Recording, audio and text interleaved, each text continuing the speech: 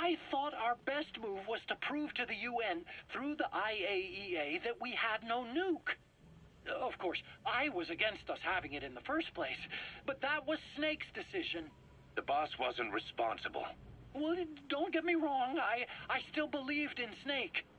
I thought I was making the best decision for all of us, that's all. I figured we should get a third party to exonerate us before proof of the nuke did get out. And who better to do that than an organization with international authority? So the truth is, you took it upon yourself to agree to an inspection arranged by the UN. Only the inspection was a ruse, and Cypher Strike Force XOF showed up instead. I had no idea that would happen. Enough bullshit! Oh, sure, like I could have known. You know, I was just trying to prove our innocence to the world. What's wrong with that? We're not interested in the excuses you've thought up. The truth is objective. Just see it from my point of view. You led XOF to the control tower. They seized it, giving them complete control over the base. Moments later, they detonated C4 on the strut legs. Anyone who'd managed to survive was hunted down by the assault force and their choppers. You can't believe I did that on purpose. That was the end of Mother Base. But it wasn't the end for you. How can you... Look, think about it. I lost something too. I built Zeke and it got buried underwater. I am a victim. That raises the big questions. Why were you the only one spared? You got away without a scratch. Why did Strangelove leave the base on the eve of the inspection? You two were close. Strangelove? And how did you manage to build something that surpasses Zeke in every way? Because you did everything they told you. You're the only one who didn't lose a thing. That is the truth. I was taken away against my will. Skullface forced me to do his research these past 9 years. He used me. I lost 9 years. 9 years? We all lost 9 years. It wasn't just you. I suppose blaming me makes you feel better, does it? But who's gonna give me back all the time I lost? You're not getting anything back. You're not a victim here, Emmerich. You're the perpetrator. I didn't know anything. Nobody can back that up. Yeah, all the evidence is at the bottom of the ocean.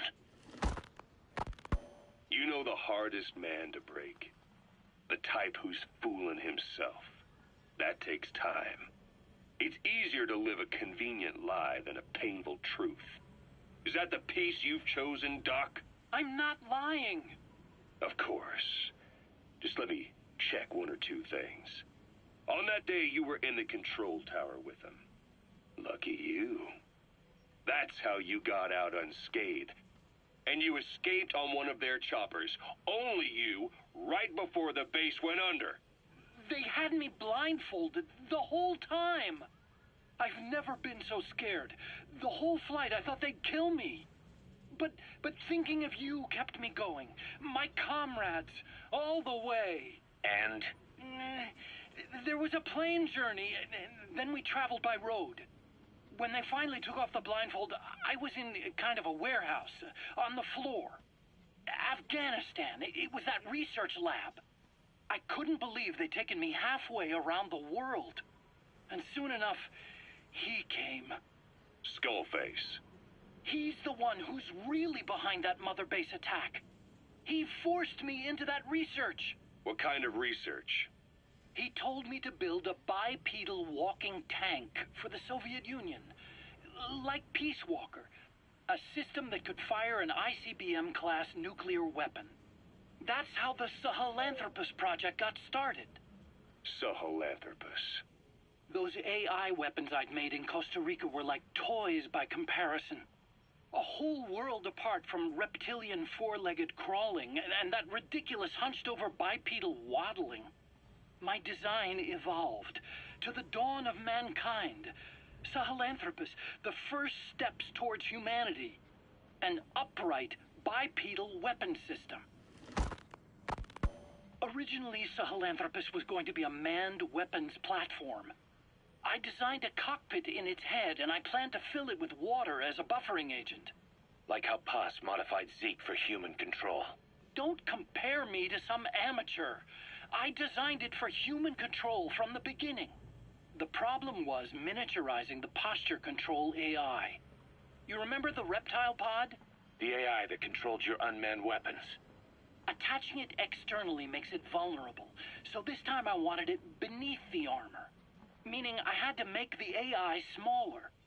I got it down to less than a tenth the size without any loss in computation speed. But it was still too big for the cockpit. There wasn't enough room for the pilot. If I made the head bigger, its body would have to be bigger to support it. Too big to be practical. In the end, human piloting was taken off the table. I tested a remote control system too, but there was the time lag and I wasn't satisfied with its precision either. Plus, it would be useless if the enemy jammed it. So next, I went back to trying an AI-only system. To do that, I had the AI pods recovered from Nicaragua. This was a hybrid AI, a combination of Peace Walker's reptile and mammal pods. The only AIs that had ever successfully operated an unmanned nuclear weapon system. Really? You'd need some help to get that working. Expert help. Did you work with someone? I worked alone. You did that yourself? That's the thing. The AI didn't pan out in the end either. But I did finally get Sahelanthropus walking by folding over its upper body to lower its center of gravity. The first upright bipedal locomotive weapon system in the history of mankind. I guess, technically it falls into the anthropoid ape category. I don't see the benefit of having it stand taller. On terrain with significant differences in elevation like Afghanistan, you need a body that's vertically adaptable. That also lets it attack from long range while using mountain ridges for cover.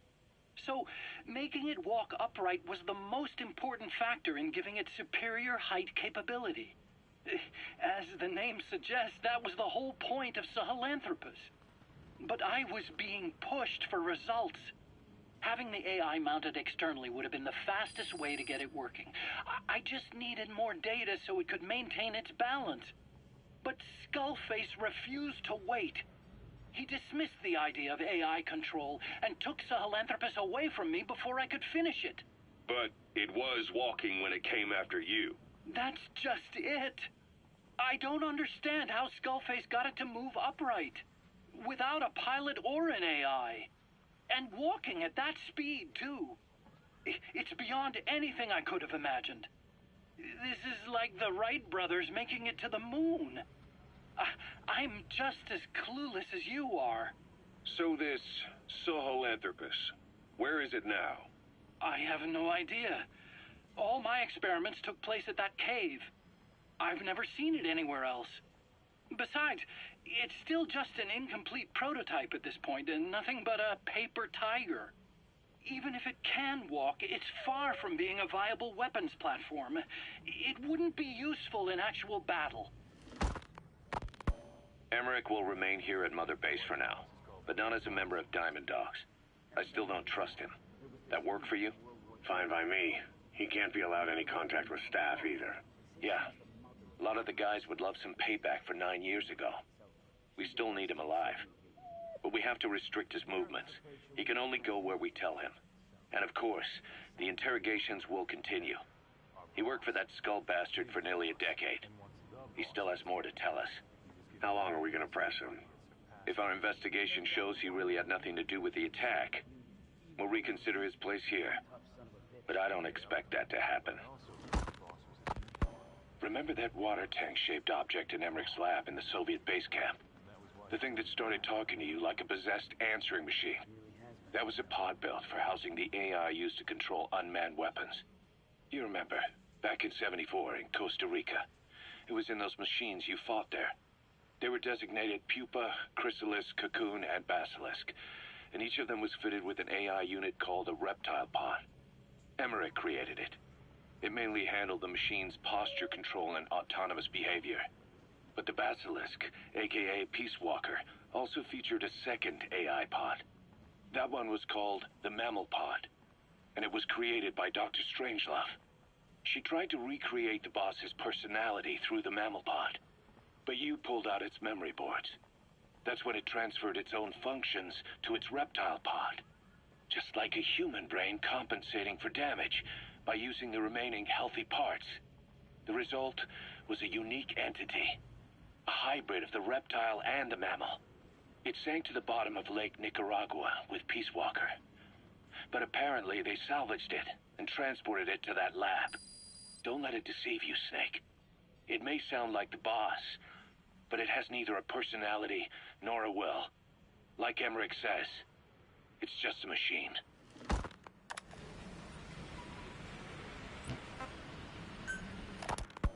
Ever since the attack on your unit 9 years ago, the name Big Boss has become known the world over. What do you mean? Those of your men who survived traveled far and wide.